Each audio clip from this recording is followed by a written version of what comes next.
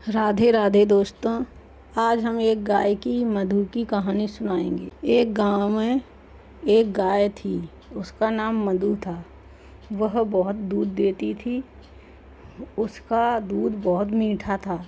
सभी गांव वाले उसी का मधु का दूध लेने आते थे। अब एक समय ऐसा आ गया था कि मधु ना तो दूध दे पा रही थी और ना ही बच्चों को, क्योंकि मधु बूढ़ी हो चुकी थी। लेकिन मधु की दो बेटियां चांदनी और रोशनी, दोनों गायें खूब भर भर के दूध दे रही थीं। उन्हीं से उनका घर चलता था और सभी दूध वाले दूध लेने आते थे। तभी मधु को बहुत प्रसन्नता थी कि मेरी बच्चियां यहाँ दूध दे रही हैं। एक दिन मधु ने कहा, चांदनी, आज आपने बहुत ज़्यादा दूध दिया, क्या ज़्यादा चारा खा लिया? तो चांदनी बोली, हाँ माँ, मैंने कुछ ज़्यादा ही चारा खा लिया। भूखी थी तो भूख भूख में खा गई। मधु बोली, मुझे प्रसन्नता है कि तुम मालिक को इतना दूध देती हो। उनका दूध बेचकर खर्चा चलता है। मैं तो किसी लायक नहीं, कुछ भी नहीं कर पा रही। तब चांदनी कहने लगी, अरे अरे माँ, ऐसे मत कहो, आपने भी तो इस घर के लिए बहुत कुछ किया है। तब मधु कहने लगी, और जो मालिक मेरे लिए कर रहे हैं वो मालिक मेरे लिए कितना करते हैं। मैं तो अभी दूध भी नहीं दे रही, उनके लिए कुछ नहीं कर पा रही, तभी भी मालिक मेरी कितनी सेवा करते हैं। और कोई इनकी जगह होता तो मुझे कब का कसाई को बेच देता, लेकिन मालिक ने ऐसा नहीं किया। दया मालिक उस घर के जितना चांदनी और रोशनी को प्यार करते थे, उतना ही वह मधु को भी प्यार करते थे, क्योंकि उन्होंने जो पहले दिन देखे थे वो उन्हें सब याद थी। शंकर अपनी गायों को बहुत चाहता था, क्योंकि शंकर ने वो दिन देखे थे जो उसे मधु का बहुत एहसान था उस पर। जब उसके पास कुछ नहीं था तब मधु ने उसका बहुत साथ दिया। मधु का ही दूध बेचकर उसने इतना सब कुछ किया था। अब उसे कोई चिंता नहीं। मधु की दो बेटियां चांदनी और रोशनी वो खूब दूध दे रही थी मधु की तरह। वह दूध बेचकर दूध निकालता सुबह और दूध को टैंकों में भरकर अपने ऑटो में डालकर बेचने शहर चला जाता।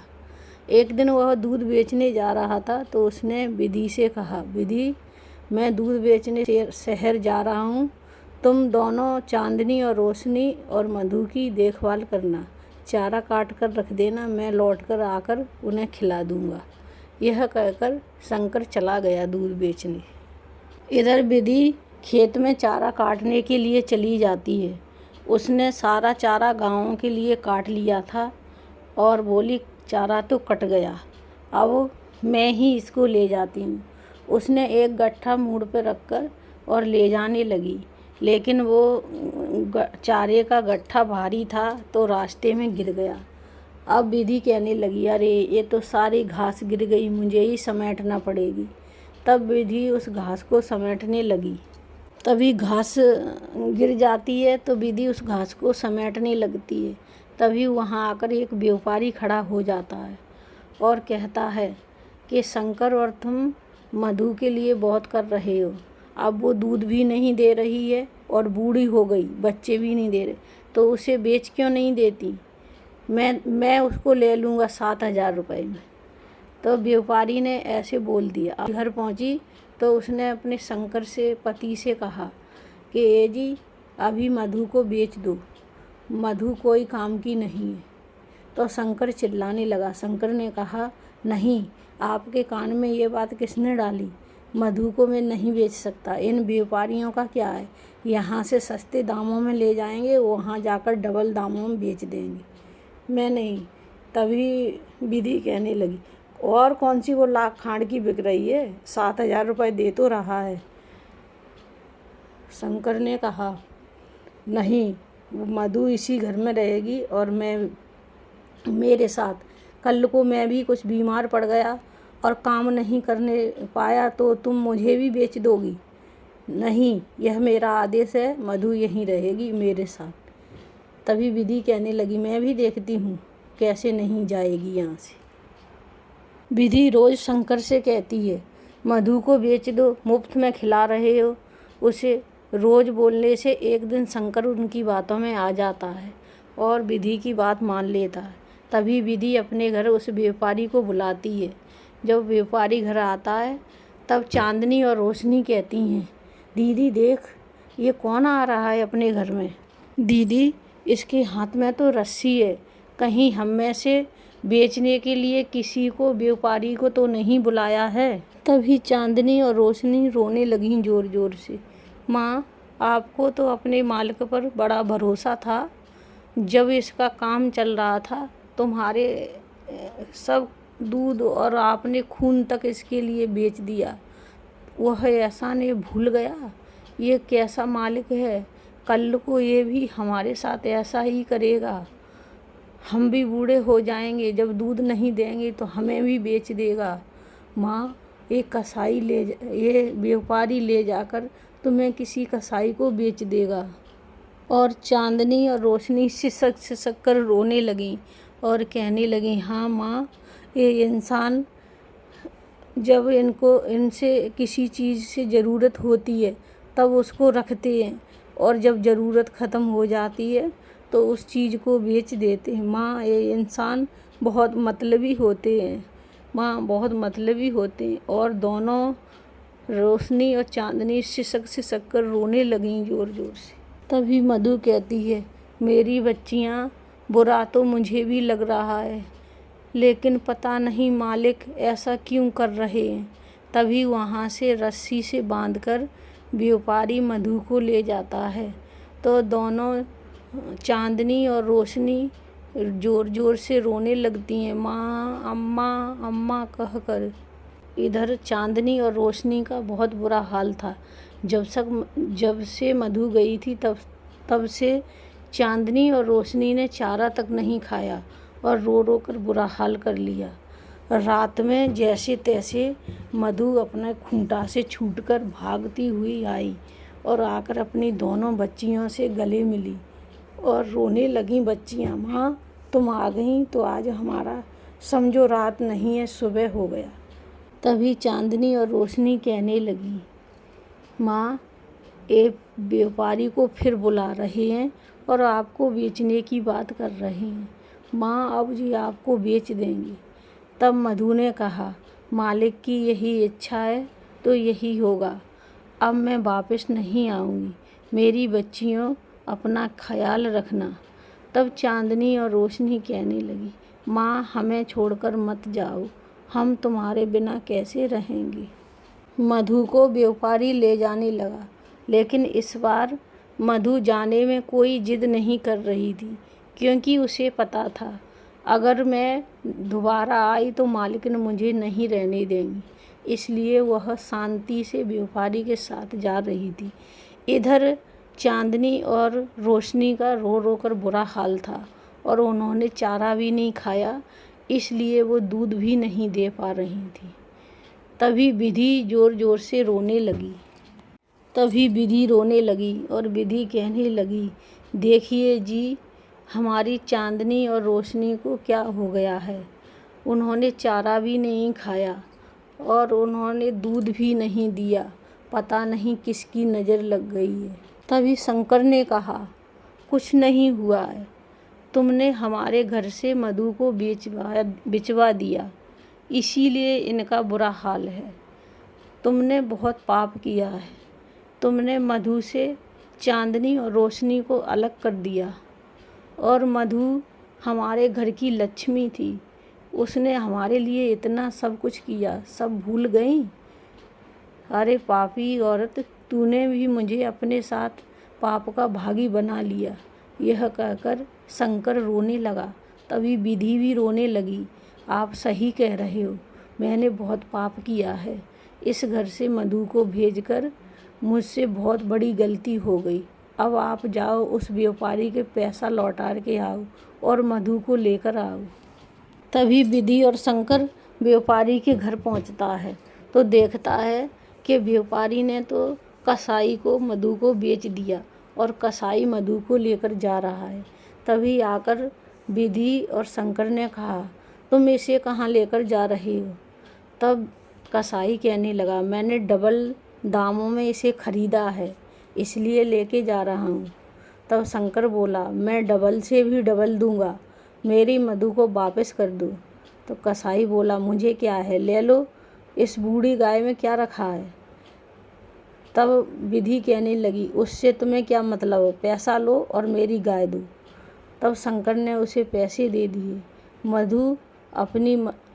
मधु को लेकर शंकर और विधि तीनों घर आए और फिर विधि आकर मधु से माफ़ी मांगने लगी। मुझे मधु माफ़ कर दो, मैं कितनी बेकार थी और मैं आपको बेचने लगी, मुझे कुछ समझ में नहीं आया, मुझे माफ़ कर दो। तब शंकर भी माफ़ी मांगने लगा और कहने लगा, आज के बाद मैं तुम्हें कभी अपने से अलग नहीं करूँगा। और मधु अपनी चांदनी और रोशनी से गले मिली और रोशनी और चांदनी मधु से मिलकर बहुत खुश हुई। एक गांव में एक राम जी नाम का आदमी रहता था। उसके पास एक गाय थी, उसका नाम चांदनी था, और एक बैल था, उसका नाम चांद था। चांदनी अपने बैल से बहुत प्यार करती थी, मानो अपने पति से। चांदनी माँ बनने वाली थी। चांदनी अपने चांद से बहुत प्यार करती थी, मानो बैल से, पति से, अपने से। और एक दिन राम जी ने अपनी पत्नी लक्ष्मी से कहा, लक्ष्मी, अब बहुत दिनों में अपने घर में खुशियाँ आने वाली हैं, बहुत ही जल्दी चांदनी बच्चा देने वाली है। जब चांदनी बच्चा दे देगी तब खूब सारा दूध होगा, उस दूध को मैं शहर में बेचने जाऊंगा और दूध बेचकर मैं खूब सारा पैसा कमाऊंगा। तभी लक्ष्मी कहने लगी, हाँ सही कह रहे हो आप सही कह रहे हो। कुछ दिनों बाद चांदनी ने एक छोटे से बछड़ा को जन्म दिया और वह खूब सारा दूध देने लगी अपने मालिक को। मालिक दूध टंकी में लेकर शहर बेचने जाने लगा और चांदनी खूब दूध देने लगी और राम जी उस दूध को लेकर शहर जाता और दूध बेच के पैसे वाले हो गए। उनका कारोबार अच्छा सा चलने लगा, अच्छा खासा। तभी राम जी के घर में एक दिन राम जी दूध बेचकर आ रहा था तो पीछे से किसी ने आवाज़ लगाई, राम जी भैया, राम जी भैया। तब उसने कहा, क्या बात है? बोला, मैं यहाँ से निकल रहा था तो मैंने देखा तुम्हारे घर में बैल है और मुझे वो बैल बहुत पसंद आया, क्या आप बेचोगे? तब राम जी कहने लगा, नहीं भाई, मैं अपने बैल से बहुत प्यार करता हूँ और वो यहाँ रहता है तो मुझे कोई नुकसान भी नहीं है, मैं अपने बैल को नहीं बेचूँगा। तभी व्यापारी कहने लगा, ठीक है, अगर आप बेचो तो मुझे ही देना। यह कहकर व्यापारी वहाँ से चला जाता है। यह सब बातें उसकी पत्नी पीछे खड़ी होकर सुन रही थी। जब वह सेठ चला गया तब पत्नी ने राम जी से कहा, क्यों आपने उस सेठ को बैल को क्यों नहीं बेचा? तब राम जी ने कहा, तुम्हें शायद याद नहीं है, यह चांद मुझे रास्ते में मिला था और जब से मेरे घर में यह चांद आया है तो खुशियाँ ही खुशियाँ आ गईं और हम लोग कितने अच्छे से रहने लगे। एक जो रोटी मिलती थी तो तीनों टाइम भरपेट खाते हैं। मैं चांद को नहीं बेचूंगा। लेकिन लक्ष्मी कहने लगी, यहाँ रखकर मुफ्त में उसे खिलाते रहेंगे क्या? आप चांद को कल ही सेठ जी को बुलाकर बेच दो। क्या करे? राम जी पत्नी की बातों में आ गया। तभी व्यापारी चांद के गले में रस्सी बांधने लगा। तब चांदनी ने कहा, ये कौन है? तब बैल बोला, मुझे लगता है मेरे मालिक ने मुझे बेच दिया, ये मेरा नया मालिक है। तब चांदनी कहने लगी, नहीं नहीं, ऐसा मत कहो, अगर आप चले जाओगे तो मैं और मेरा बच्चा कैसे रहेगा? तब वो चांद कहने लगा, मुझे भी बहुत दुख हो रहा, मैं भी आपके बगैर कैसे रहूँगा। और दोनों ज़ोर ज़ोर से रोने लगे। तभी वह सेठ आकर बैल को ले जाता है और वो राम जी देखता रह जाता है। राम जी को बहुत दुख होता है जब चांद घर से जाता है। लक्ष्मी खुश हो जाती है कि उसे पैसे मिल गए और वह सेठ उसको ले जाता है तो रास्ते में खूब मारता है और ले जाकर घर गौशाला में बांध देता है। वहाँ और सारे बैल बंधे थे और खाने के लिए सूखा घास डाल देता है। उधर चांद ने सूखी घास नहीं खाई, वो वहाँ से भागने की योजना बना रहा था। इधर चांदनी और चांदनी के बच्चे ने भी घास नहीं खाई और वो दोनों रोने में लगे थे। तभी चांद ने अपनी रस्सी को हिला हिलाकर तोड़ दिया और तोड़ के वहाँ से भागा और चांदनी और अपने बच्चे के पास आकर चांदनी चांद को देखकर बहुत खुश हुई और बोली, आप आ गए। तभी चांद कहने लगा, हाँ चांदनी, मैं आ गया, अब मैं आपको छोड़कर नहीं जाऊंगा। तभी वहाँ राम जी आ जाते हैं।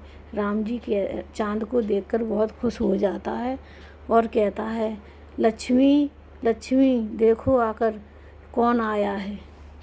तभी लक्ष्मी आती है और कहती है, ये फिर आ गया बैल, इसे मुफ्त की खाने की आदत पड़ गई है, इसीलिए यहाँ से जाना नहीं चाहता। बुलाओ फिर सेठ को। फिर सेठ आता है, उस चांद को ले जाता है। इस बार सेठ चांद को रास्ते में नहीं मारता और चांद चला जाता है। अब की बार जाकर चांद को सेठ मोटी रस्सी से बांध देता है और सूखी घास डाल देता है। वह चांद सूखी घास नहीं खाता, लेकिन अभी भी उसने आस नहीं छोड़ी। वह योजना बना रहा था, मैं यहाँ से भाग जाऊँगा तो अब की बार चांदनी को और अपने बच्चे को लेके कहीं दूर चला जाऊँगा, यह सोच रहा था। तभी वहाँ इधर चांदनी और उसके बच्चे ने भी घास नहीं खाई और चांदनी का भी बुरा हाल हो गया। तभी राम जी और लक्ष्मी आते हैं तो लक्ष्मी रोने लगती है और कहती है, हमारे घर को किसकी नज़र लग गई, हमारी चांदनी इतनी बीमार पड़ गई, वह घास भी नहीं खा रही और दूध नहीं दे रही, पता नहीं क्या हो गया है। तभी राम जी कहता है, तुमने मुझे भी पाप का भागी बना दिया। तब लक्ष्मी कहती है, मैंने तुम्हें क्यों बना दिया। तब राम कहता है, क्या तुम्हें दिखाई नहीं देता, तुमने चांद को बिकवा दिया। चांद और चांदनी एक दूसरे को कितना प्यार करते हैं, तभी तो चांद भाग भाग कर आता है अपने बच्चे और अपनी पत्नी से मिलने के लिए। क्या तुम्हें ये दिखाई नहीं देता। इधर चांद के बगैर ये भी घास नहीं खा रही और बीमार पड़ गई हैं, तो इसका पाप मुझे ही तो लगेगा। तब लक्ष्मी कहती है, हाँ आप ठीक कह रहे हो। तभी लक्ष्मी कहने लगी, मुझसे बहुत बड़ी भूल हो गई, मैंने ये क्या कर दिया पैसों के लालच में।